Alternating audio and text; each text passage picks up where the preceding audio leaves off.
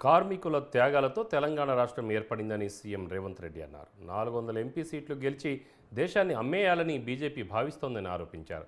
రిజర్వేషన్లపై ప్రశ్నించినందుకు తనపై పగబట్టి కేసులు పెట్టారని వాపోయారు. బీజేపీ ప్రభుత్వం ఏర్పడితే బలహీన వర్గాలకు దక్కాల్సిన అవకాశాలు, నిధులు రావని సీఎం రేవంత్ రెడ్డి అన్నారు.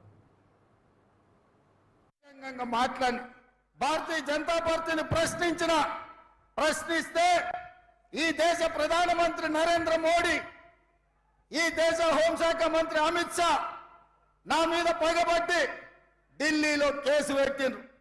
ఎవరయ్యా ఫిర్యాదుదారంటే కేంద్ర హోంశాఖను స్వయంగా పోయి రేవంత్ రెడ్డి బీసీలను, ఎస్సీలను, ఎస్టీలను జాగృతం చేస్తుండు. వాళ్ళ రిజర్వేషన్ల రద్దు మీద ఊరూరు తిరిగి ప్రచారం చేస్తుండు. ఆయనను అర్జెంటుగా అరెస్టు చేయాలని ఢిల్లీలో కేసు పెట్టిరు.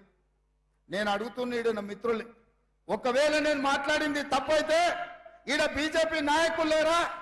ఈడ మీ ఎంపీ ధర్మపురి అరవిందే బీజేపీ కదా, పక్కన బండి సంజయ్ బీజేపీ కదా, ఆ పక్కన కిషన్ రెడ్డి గారు కేంద్ర మంత్రి కదా. తెలంగాణలో ఎందుకో కేసు పెట్టలేదు, ఎందుకో ఫిర్యాదు చేయలేదంటే ఈడీ, ఇన్కమ్ ట్యాక్స్, సిబిఐ కాదు, ఈ రోజు ఢిల్లీ పోలీసులను కూడా ఉపయోగించి మనల్ని భయపెట్టాలని చూస్తున్నారు. నేను అడుగుతున్న మిత్రులారా, ఇక్కడ చాలా మంది యువకులు 10 ఏళ్ళు చంద్రశేఖరరావు చేసింది ఇదే కదా. మన కార్యకర్తల ఆస్తులు ధ్వంసం చేసిండు, అక్రమ కేసులు పెట్టిండు, హత్యలు చేయించిండు. అయినా కార్యకర్తలు ఎవరు చంద్రశేఖరరావుకు లొంగలేదు, తిరగబడి చంద్రశేఖరరావును బొందబెట్టిరు మొన్న జరిగిన డిసెంబర్ ఎన్నికల్లో. బీజేపీకి సంబంధించిన వాళ్ళు రిజర్వేషన్లను రద్దు చేస్తామని విస్పష్టంగా ప్రణాళికబద్ధంగా ఒక ఎజెండాను తీసుకొని ముందుకెళ్తున్నారు. ఇప్పుడు నేను అడుగుతున్నా భారతీయ జనతా పార్టీని, దేశ ప్రధానమంత్రిని, కేంద్ర హోంశాఖ మంత్రిని, ఎన్డీఏ ఉన్నప్పుడు, సెకండ్ టైం ఎన్డీఏ వాజ్పేయి గారు ఉన్నప్పుడు ఫిబ్రవరి 1, 2000 సంవత్సరంలోనే మొదలుపెట్టి ఫిబ్రవరి 22, 2000 సంవత్సరంలో. ఇక మరోవైపు సాయంత్రం మీడియా సమావేశంలో మాట్లాడిన సీఎం రేవంత్ 2002లోనే జస్టిస్ వెంకటాచలయ్య కమిషన్ వేశారని, వారు రిజర్వేషన్లపై నివేదిక ఇచ్చారని తెలిపారు. ఆ నివేదికను సీక్రెట్గా పెట్టారని ఆరోపించారు. 2024 ఎన్నికల్లో తాను బీజేపీ సీక్రెట్ అజెండాను బయటపెట్టానన్నారు.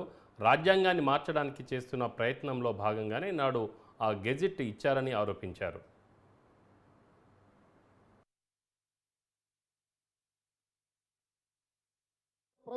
బీజేపీకి సంబంధించిన వాళ్ళు రిజర్వేషన్లను రద్దు చేస్తామని విస్పష్టంగా ప్రణాళికబద్ధంగా ఒక ఎజెండాను తీసుకొని ముందుకెళ్తున్నారు.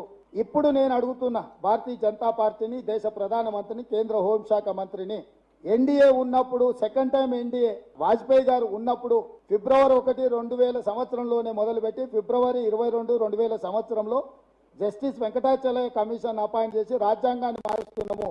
అప్పుడు ప్రాతిపదిక ఏం చూపించారు? 50 సంవత్సరాలు పూర్తయింది రాజ్యాంగాన్ని మనము అమలు చేసుకోవడం. 50 సంవత్సరాల తర్వాత ఈరోజు రాజ్యాంగంలో మార్పులు చేయాలనుకుంటున్నాం, దానికోసం వెంకటాచలయ్య కమిషన్ అపాయింట్ చేసినామన్నారు. దాని మీద నరేంద్ర మోడీ గారు, అమిత్ షా గారు ఆలోచన ఏంది? వాళ్ళు ఏ విధానం, అసలు ఆ రోజు అపాయింట్ చేసిన కమిషన్ని తప్పుపడుతున్నారా?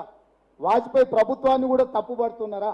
ఈ దేశ ప్రజలకు, ఈ దేశంలో ఉన్న ప్రతి ఒక్కరికి నేను విజ్ఞప్తి చేస్తున్నా, ఈసారి మీరు భారతీయ జనతా పార్టీకి వేసే ప్రతి ఓటు మీ ఎస్సీ, ఎస్టీ, బీసీ, ఓబీసీ రిజర్వేషన్ల రద్దుకు ఉపయోగపడతాయి. మీరు రిజర్వేషన్లను రద్దు చేసుకోవాలి. రాజ్యాంగంలో సమూలమైన మార్పులు జరిగి ప్రాథమిక స్వేచ్ఛకు భంగం కలగాలనుకుంటే భారతీయ జనతా పార్టీకి మీరు ఓటు వేయండి.